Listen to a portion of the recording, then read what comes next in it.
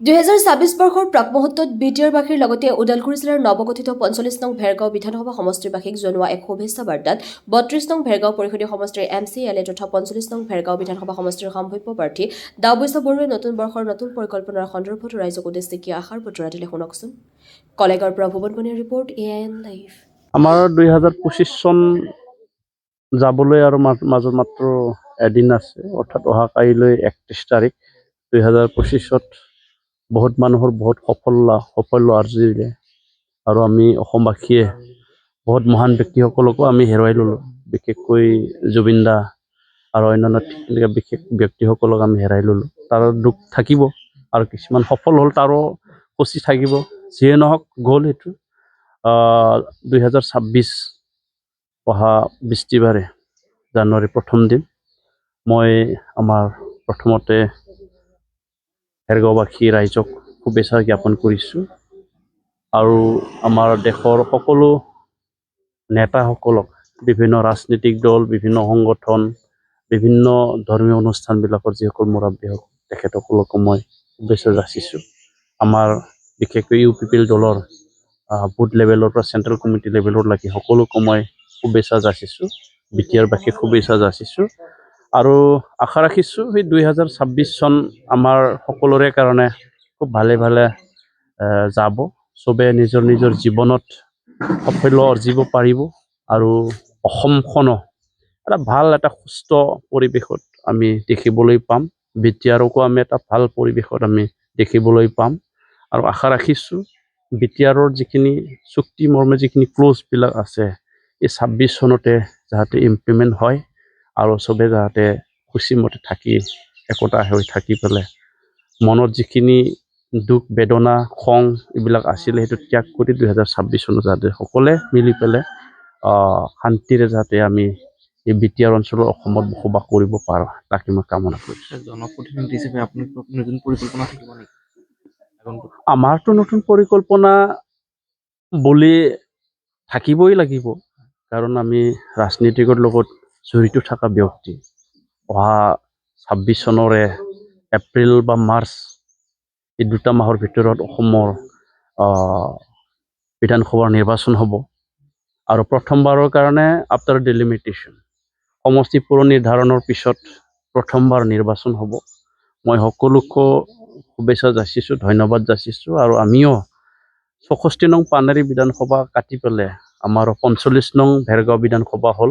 আমাৰো নিৰ্বাচনত আমি উত্তীৰ্ণ হ'বৰ কাৰণে আমি দলৰ সহযোগত, ৰাইজৰ আশীৰ্বাদত আমি দলীয় চিন্তা চৰ্চা কৰি আছে আৰু ঠিক তেনেকুৱা আমি দলৰ কাৰণে কাম কৰিম। আপোনাৰ নামটো বিশেষকৈ আপুনি কৈছে, আপোনাৰ নাম চৰ্চিত হৈ আছে, এই ক্ষেত্ৰত আপোনাৰ কিবা থাকিব নেকি? নাই, এতিয়ালৈকে দলৰ কথাহে, এতিয়ালৈকে মই ভাবা নাই দলে কি কৰে, কাৰণ আমাৰ এতিয়া চৰকাৰো নাই বিটিআৰত, তথাপি ৰাইজ আমাৰ লগত আছে। দলে কি চিন্তা চৰ্চা কৰে সেইটো দলৰ ওপৰত নিৰ্ভৰ কৰিব। আৰু লগতে ভাৰত ভূটান সীমান্ত বন্যহস্তীৰ অলপমান হেৰি আছে, এইটো বন্যহস্তীৰ যিটো আমাৰ মানুহ আৰু জীৱ জন্তুৰ লগত যিটো সংঘাত, সেইটো নতুন কথাও নহয়, বহুত পুৰণা কথা। আমি এই অঞ্চলতে বসবাস কৰা হিচাপে আমি গম পাওঁ। মোৰ গাঁৱত লাগি আহে হাতী, যিটো বনৰীয়া হাতী, আৰু বিশেষকৈ খাদ্যৰ সন্ধানতে আহিবলগীয়া হয়, কাৰণ আমাৰ ভাৰত ভূটান সীমান্তত যিখিনি অভয়াৰণ্যবিলাক আছে, জংঘলবিলাক আছে, ধৰ আমাৰ বৰনদী অভয়াৰণ্য, বিগত দিনত আমি বৰনদী অভয়াৰণ্যত আমি চলাৰ বৰিঙকে ধৰি আৰু চলাৰ ফেঞ্চিং এইবিলাক আমি বনাইছিলোঁ। চলাৰ বৰিং এইটো কাৰণে বনাইছিলোঁ আমি, বা উইণ্টাৰ ছিজনত যিহেতু পানী শুকাই যায় আৰু পানী বিচাৰি পেলাই তাৰ জীৱ জন্তু বাহিৰত ওলাই আহে, তেতিয়া হাতীবিলাকে বা অন্যান্য জীৱ জন্তুবিলাকে মানুহৰ গাঁও ঘৰলৈকে প্ৰৱেশ কৰে, তাতে সংঘাত হয়, তাত মানুহ মৃত্যু হয়, জীৱ জন্তু মৃত্যু হয়। হাতী মৰাটোহে আমি নিউজত দেখা পাওঁ, কিন্তু তাতকৈ সৰু সৰু বহুত জীৱ জন্তু মৃত্যু হৈ থাকে। কোনোবা চিকাৰ কৰে, কোনোবা কিবা কৰে, এইবিলাকত আমাৰ নিউজত নাই। বনৰীয়া গাহৰিয়ে হওক, হৰিণে হওক, অন্যান্য জীৱ জন্তুবিলাক প্ৰায় মৰি থাকে, সেইবিলাক আমি দেখা নাপাওঁ, কিন্তু যেতিয়া হাতী মৰে তেতিয়াহে আমি দেখা পাওঁ। সেইটো কাৰণে এটা পৰিকল্পনাৰ খুব প্ৰয়োজন আছে আৰু ইয়াৰ মানুহখিনিক এৱাৰনেছ কৰাও এটা প্ৰয়োজন আছে। মোৰ গাঁৱৰ ওচৰত এটা জংঘল আছে, তাত 1 মাহতকৈ অধিক 3টা বনৰীয়া হাতীয়ে থাকি গ'ল, কাৰো ক্ষতি হোৱা নাই। ক্ষতি নকৰিলে, কাৰণ এই হাতীজাকটো আমি দিনত কোনো মানে অসুবিধা নিদিলে।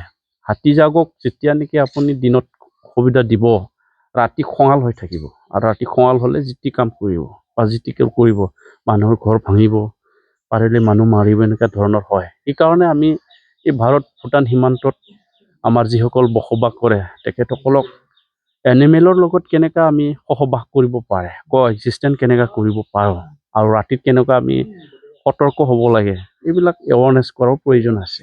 তাৰ কাৰণে ইয়াৰ দীঘলীয়া এটা পৰিকল্পনা লোৱাৰ এটা প্ৰয়োজন আছে, আৰু কিছু আমি কাম কৰিব লাগিব।